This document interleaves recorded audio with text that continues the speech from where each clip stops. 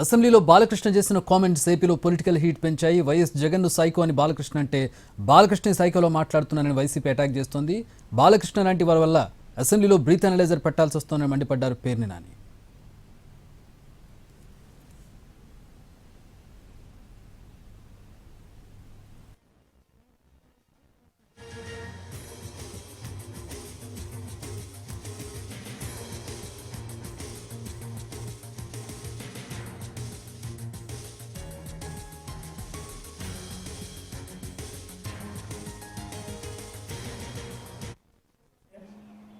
ఇప్పటికే చచ్చిపోతున్నాడు బాలకృష్ణ. పవన్ కళ్యాణ్ ఉప ముఖ్యమంత్రిగా హెలికాప్టర్లో విమానాల్లో తిరుగుతాం, వాళ్ళ బాబు వంగి నమస్కారాలు పెడతాం, ముఖ్యమంత్రితో సమానంగా జామర్లు ఉన్న కారు, ముందు ఒక 3 పోలీస్ కార్లు, వెనక ఒక 10 పోలీస్ కార్లు. అసలు మామూలుగా పవన్ కళ్యాణ్ కారు దిగంగానే వాళ్ళ బావ కన్నా ఎక్కువగా ఓ 25 మంది పోలీసులు చుట్టూ సఫారీలు వేసుకుని తుపాకులు ఇచ్చుకుని ఓ 25 మంది పోలీసులు. కొత్తలాడిపోతున్నట్టున్నాడు మనోడు. మామూలుగా ఉడుకుతున్న అన్నానికి అడుగుని సెగలేపితే మామూలు పొంగు వచ్చినట్టుగా లోపల మ్యాన్షన్ హౌస్ ఫుల్లుగా. అసలు రాను రాను ఏమైపోతుందంటే ఇట్లాంటి వాళ్ళ మూలంగా ఆర్టీసీలో కండక్టర్కి డ్రైవర్కి డ్యూటీ ఎక్కేప్పుడు బ్యాందీ సారా తాగేప్పుడు పెడతారు. గొట్టం ఏంటంటే నోట్లో గొట్టం పెడతారు, బ్రీత్ అనలైజర్. ఆ బ్రీత్ అనలైజర్లో అసెంబ్లీ గేట్ కాడ కూడా తలుపు కాడ కూడా పెట్టాల్సిన పరిస్థితి వచ్చేసింది. రాబోయేరు ఇక మామూలుగా ఇట్లాంటి వాళ్ళు ఉంటే ఇక అంతే కదా, ఏమవుద్ది. అసెంబ్లీ తలుపు కాడ లోపల తలుపు తీస్తారు మామూలుగా హాల్లోకి లోపలికి వెళ్ళి అక్కడ బ్రీత్ అనలైజర్ పెట్టి ఎమ్మెల్యేలను కూడా లోపలికి పంపించాల్సిన పరిస్థితి వచ్చేసింది కదా. తప్ప తాగి కళ్ళు నెత్తికెక్కి మాట్లాడతాడు, సైకో అంటాడు. ఎవడు సైకో? బాలకృష్ణ అనేవాడు సైకో. ఎందుకు సైకో? పవన్ కళ్యాణ్ హోదాని ఆ వెలుగుని చూసి ఏడవలేక సైకో. నువ్వు సైకో. ఎవడికి సైకో? మాకేం సైకో? ఏం చేశాడు సైకో? సిగ్గు లేకుండా నేను కలవలేదని చెప్తావా?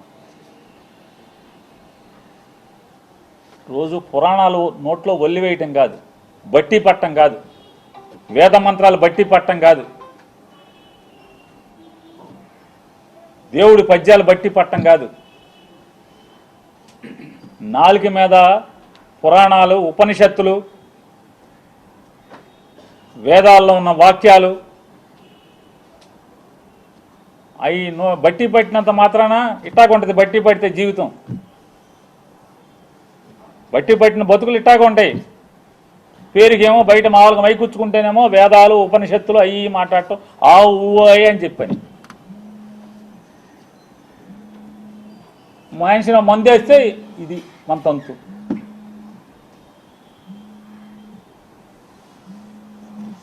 కామినేని శ్రీనివాస్ చిరంజీవిని పొగుడుతున్నాడు.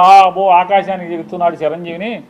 చిరంజీవి ముఖ్యమంత్రిని రంకెలేస్తే జగన్ బయటికి పరిగెత్తుకొచ్చాడు అని ఆకాశాన్ని లేపితే ఈయన ఉండబట్టలేకపోయాడు. లేచిపోయి వెంటనే కామినేని శ్రీనివాస్ గారు సైకో, అప్పుడు వచ్చారు కదా సినిమా వాళ్ళు అది ఇదని. సాక్షాత్తు బాలకృష్ణ నాతో ఫోన్లో మాట్లాడాడు, నాతో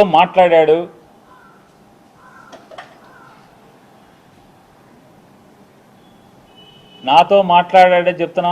నాకు జన్మనిచ్చిన నా తల్లిదండ్రుల మీద ప్రమాణం చేస్తున్నా, నువ్వు చేయి నాతో మాట్లాడలేదని చెప్పని. మీ అమ్మా నాన్న మీద మాటకి చెప్తారు కదా. అరే ఎన్టీ రామారావు గారు, బసవతారకం గారు ఎంత క్యారెక్టర్ ఉన్నోళ్ళు, ఎంత సంస్కారవంతంగా బతికారు వాళ్ళు, ఎంత సంస్కారవంతంగా బతికారు. వాళ్ళ కడుపును పుట్టి ఈ రకమైనటువంటి నీచపు మాటల అసెంబ్లీలో. పోనీ ఎక్కడో అక్కడ కూర్చుని చీకట్లో మందేస్తా మాట్లాడామంటే అది వేరు. ఎవడో వీడియో తీసే ఫోన్లో తీసేశాడు, బయట పెట్టేశాడంటే అర్థం ఉంది. అసెంబ్లీలో మాట్లాడతారు. నన్ను అడిగావు బాలకృష్ణ, నన్ను అడిగావు ఫోన్ చేసి, జగన్మోహన్ రెడ్డి గారితో అపాయింట్మెంట్ ఇచ్చు నేను వచ్చి కలుస్తానని చెప్పాను. అఖండ సినిమా కోసం మిరియాల రవీందర్ రెడ్డి ఆయన ఎవరో ఉన్నాడు, నా దగ్గరికి వచ్చాడు. నన్ను అడిగి 10 మందితో మాట్లాడించి అపాయింట్మెంట్ తీసుకుని నా దగ్గరికి వచ్చాడు.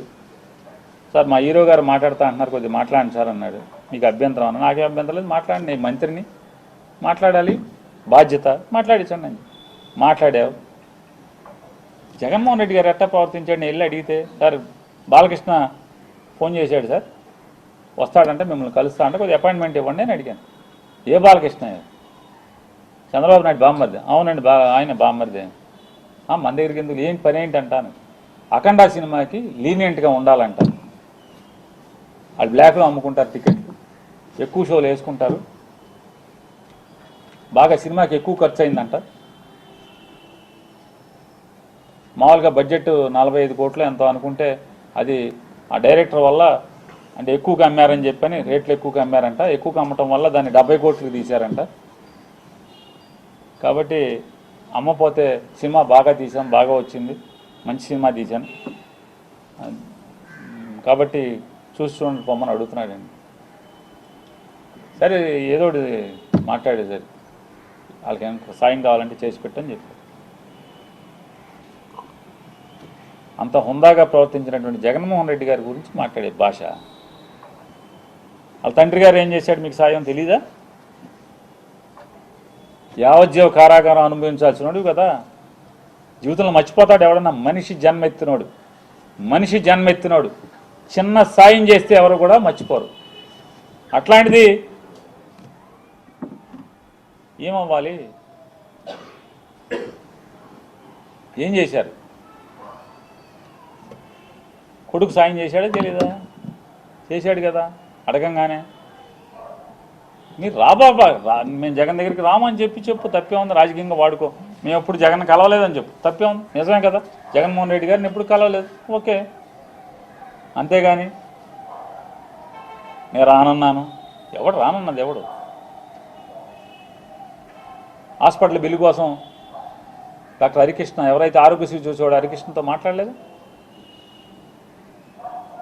మా బావ ఉండగానే బిల్లులు ఆగిపోయినాయి, మాకు బిల్లులు ఇప్పించండి అని అడగలేదా? బిల్లులు ఇవ్వలేదా జగన్ గారు? ఏం సైకో మీ బసవతారకం హాస్పిటల్ని ఎప్పుడన్నా ఇబ్బంది పెట్టాడా? మీరు అమరావతిలో జగన్మోహన్ రెడ్డి గారికి ముందు అంటే మీ బావ గవర్నమెంట్లో బసవతారకం హాస్పిటల్, క్యాన్సర్ హాస్పిటల్కి మీరు స్థలం తీసుకుని జగన్ వచ్చాడని చెప్పి కట్టకుండా మీరు హాస్పిటల్ ఆపేసి ఇప్పుడు కొత్తగా శంకుస్థాపన చేస్తారు మీరు. అంటే ఎవడు సైకో? నువ్వా సైకో? జగన్మోహన్ రెడ్డి గారు సైకో? సైకో బుద్ధులు, సైకో ఆలోచనలు ఎవరి? తప్పు కదా, ఇట్లా మాట్లాడచ్చా అని అడుగుతున్నాను.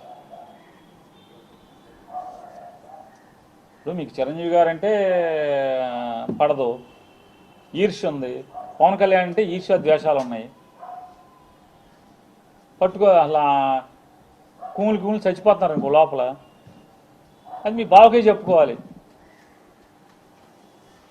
బావా మనం సపరేట్గా తోసేద్దాం బావ, వీళ్ళని అనవసరం బావా, మనం 124 అలా 21 ఎంతో కదా, మన పనిలో మనం ఉందాం బావానా అని మీ బావకు చెప్పుకోవాలి.